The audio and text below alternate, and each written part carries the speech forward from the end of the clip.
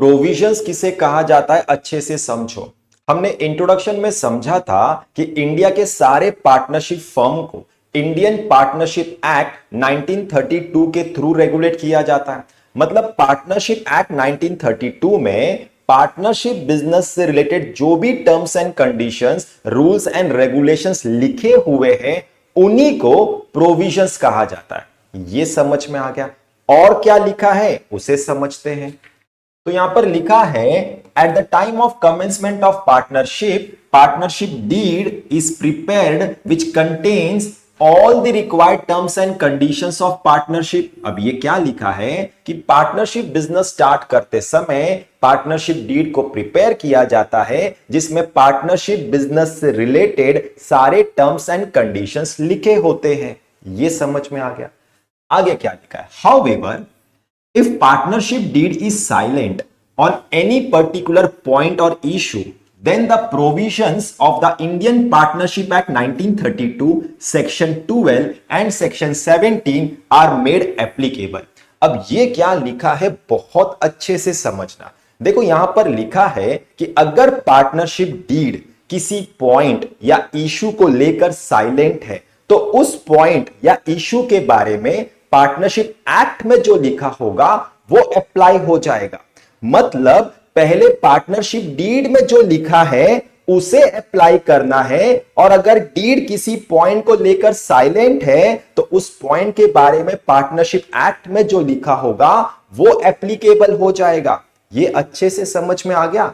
तो पहले आपको हमेशा डीड को प्रेफरेंस देना है और सेकंड प्रेफरेंस पार्टनरशिप एक्ट को देना है। ये अच्छे से समझ में आ गया। अब यहां पर हम कुछ पॉइंट्स को देखेंगे और समझेंगे कि अगर डीड उस पॉइंट को लेकर साइलेंट है तो पार्टनरशिप एक्ट में उस पॉइंट के बारे में क्या लिखा है। ठीक है, देखते हैं। तो पहला पॉइंट है डिस्ट्रीब्यूशन ऑफ प्रॉफिट्स। तो अगर डीड में प्रॉफिट शेयरिंग रेशो मेंशन है तो उसके अकॉर्डिंगली प्रॉफिट या लॉस को डिस्ट्रीब्यूट करेंगे। लेकिन अगर डीड साइलेंट है तो देखते हैं कि पार्टनरशिप एक्ट में क्या लिखा है। तो यहां पर लिखा है in the absence of partnership deed और if partnership deed is silent about the profit sharing ratio then the profits and losses are to be shared equally among the partners। ये समझ में आ गया। मतलब अगर पार्टनरशिप डीड में profit sharing ratio के बारे में कुछ भी नहीं लिखा है तो बिजनेस में जो भी प्रॉफिट या लॉस होगा वो सारे पार्टनर्स में इक्वली डिस्ट्रीब्यूट होगा। ये अच्छे से समझ में आ गया। नेक्स्ट पॉइंट क्या है? नेक्स्ट पॉइंट है इंटरेस्ट ऑन कैपिटल। तो अगर डीड में इंटरेस्ट ऑन कैपिटल के बारे में कुछ लिखा है तो उसके अकॉर्डिंगली अलाउ होगा। लेकिन अगर डीड साइलेंट है तो देखते हैं कि पार्टनरशिप एक्ट में क्या लिखा है। तो यहां पर लिखा है as per the provisions of Indian partnership act 1932 no interest is allowed on partners capital. ये समझ में आ गया कि अगर डीड में इंटरेस्ट ऑन कैपिटल के बारे में कुछ भी नहीं लिखा है तो पार्टनर्स कैपिटल पे कोई इंटरेस्ट अलाउ नहीं होगा। अच्छे से समझ में आ गया। नेक्स्ट पॉइंट क्या है? नेक्स्ट पॉइंट है सैलरी और कमीशन टू पार्टनर्स। मतलब अगर डीड में सैलरी और कमीशन टू पार्टनर्स के बारे में कुछ लिखा है तो उसके अकॉर्डिंगली अलाउ होगा। लेकिन अगर डीड साइलेंट है तो देखते हैं कि पार्टनरशिप एक्ट में क्या लिखा है। तो यहां पर लिखा है as per the provisions made in the Indian partnership act 1932 no salary, commission, allowance or any remuneration is to be given to any of the partners for any extra work done by partners for the firm। ये समझ में आ गया। मतलब अगर deed में salary और commission to partner के बारे में कुछ भी नहीं लिखा है तो किसी भी पार्टनर को कोई भी सैलरी या कमीशन नहीं मिलेगा। ये अच्छे से समझ में आ गया। नेक्स्ट पॉइंट क्या है? नेक्स्ट पॉइंट है एडमिशन ऑफ न्यू पार्टनर। तो अगर डीड में एडमिशन ऑफ न्यू पार्टनर के प्रोसीजर के बारे में लिखा है तो उसके थ्रू एडमिट किया जाएगा। लेकिन अगर डीड साइलेंट है तो देखते हैं कि पार्टनरशिप एक्ट में क्या लिखा है। तो यहां पर लिखा है as per the provisions of Indian partnership act 1932 no outside person can be admitted into firm as a partner without the consent of all partners। ये समझ में आ गया कि अगर डीड में एडमिशन ऑफ न्यू पार्टनर के प्रोसीजर के बारे में नहीं लिखा है तो जब तक पार्टनरशिप फर्म के सारे पार्टनर्स एग्री नहीं हो जाते हैं तब तक किसी आउटसाइडर पर्सन को एज ए न्यू पार्टनर नहीं बनाया जाएगा। ये अच्छे से समझ में आ गया। नेक्स्ट पॉइंट क्या है आपका? नेक्स्ट पॉइंट है इंटरेस्ट ऑन ड्रॉइंग्स। तो अगर डीड में इंटरेस्ट ऑन ड्रॉइंग्स के बारे में कुछ मेंशन है तो उसके अकॉर्डिंगली चार्ज होगा, लेकिन अगर डीड साइलेंट है तो देखते हैं कि पार्टनरशिप एक्ट में क्या लिखा है।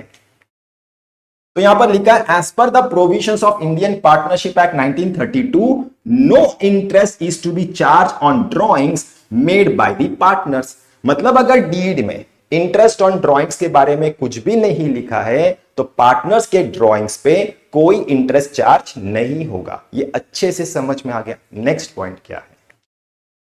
नेक्स्ट पॉइंट है इंटरेस्ट ऑन पार्टनर्स लोन। तो अगर डीड में पार्टनर्स लोन के इंटरेस्ट के बारे में कुछ मेंशन है तो उसके अकॉर्डिंगली अलाउ होगा, लेकिन अगर डीड साइलेंट है तो देखते हैं कि पार्टनरशिप एक्ट में क्या लिखा है। तो यहां पर लिखा है as per the provisions of the Indian partnership act 1932 if any partner has advanced loan to the firm over and above his capital contribution, such a loan is to carry interest at the rate 6% per annum। ये समझ में आ गया। मतलब अगर deed में interest on partners loan के बारे में कुछ भी नहीं लिखा है तो भी उस पार्टनर के लोन पर उसे 6% पर एनम का इंटरेस्ट अलाउ करना है। ये अच्छे से समझ में आ गया। तो सबसे पहले आपने समझा डिस्ट्रीब्यूशन ऑफ प्रॉफिट। तो अगर डीड में प्रॉफिट शेयरिंग रेशियो मेंशन नहीं है तो फर्म में जो भी प्रॉफिट या लॉस होगा वो सारे पार्टनर्स में इक्वली डिस्ट्रीब्यूट होगा। सेकेंड आपने समझा इंटरेस्ट ऑन कैपिटल। तो अगर डीड में इंटरेस्ट ऑन कैपिटल के बारे में कुछ भी नहीं लिखा है तो पार्टनर्स कैपिटल पे कोई इंटरेस्ट अलाउ नहीं होगा। नेक्स्ट आपने समझा सैलरी और कमीशन टू पार्टनर्स। तो अगर डीड में सैलरी और कमीशन टू पार्टनर्स के बारे में कुछ भी नहीं लिखा है तो किसी भी पार्टनर को कोई भी सैलरी या कमीशन नहीं मिलेगा। फोर्थ आपने समझा एडमिशन ऑफ न्यू पार्टनर। तो अगर डीड में एडमिशन ऑफ न्यू पार्टनर का प्रोसीजर मेंशन नहीं है तो जब तक पार्टनरशिप फर्म के सारे पार्टनर्स एग्री नहीं हो जाते हैं तब तक किसी आउटसाइडर पर्सन को न्यू पार्टनर नहीं बनाया जाएगा। नेक्स्ट आपने समझा इंटरेस्ट ऑन ड्रॉइंग्स। तो अगर डीड में इंटरेस्ट ऑन ड्रॉइंग्स के बारे में कुछ भी मेंशन नहीं है तो पार्टनर्स के ड्रॉइंग्स पे कोई इंटरेस्ट चार्ज नहीं होगा। और लास्ट में आपने समझा इंटरेस्ट ऑन पार्टनर्स लोन। तो अगर डीड में इंटरेस्ट ऑन पार्टनर्स लोन के बारे में कुछ भी मेंशन नहीं है तो भी उस पार्टनर्स के लोन पर उसे 6% पर एनम का इंटरेस्ट अलाउ करना है। ये अच्छे से समझ में आ गया।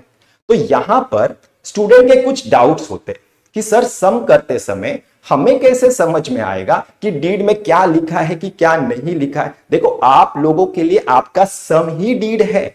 मतलब अगर सम में प्रॉफिट शेयरिंग रेशियो गिवन है तो उसके अकॉर्डिंगली डिस्ट्रीब्यूट करना, लेकिन अगर सम में प्रॉफिट शेयरिंग रेशियो गिवन नहीं है तो जो भी प्रॉफिट या लॉस होगा उसे इक्वली डिस्ट्रीब्यूट कर देना। ये समझ में आ गया। सम में अगर interest on capital, salary, commission to partner, interest on drawings के बारे में कुछ गिवन है तो उसके अकॉर्डिंगली करना, लेकिन अगर गिवन नहीं है तो कुछ भी मत करना। ये भी समझ में आ गया। लास्ट में आपने समझा अगर सम में इंटरेस्ट ऑन पार्टनर्स लोन के बारे में कोई रेट ऑफ इंटरेस्ट गिवन है तो उसके अकॉर्डिंगली अलाउ करना, लेकिन अगर गिवन नहीं है तो भी उस पार्टनर के लोन पर 6% पर एनम का इंटरेस्ट अलाउ करके आना। ये अच्छे से समझ में आ गया।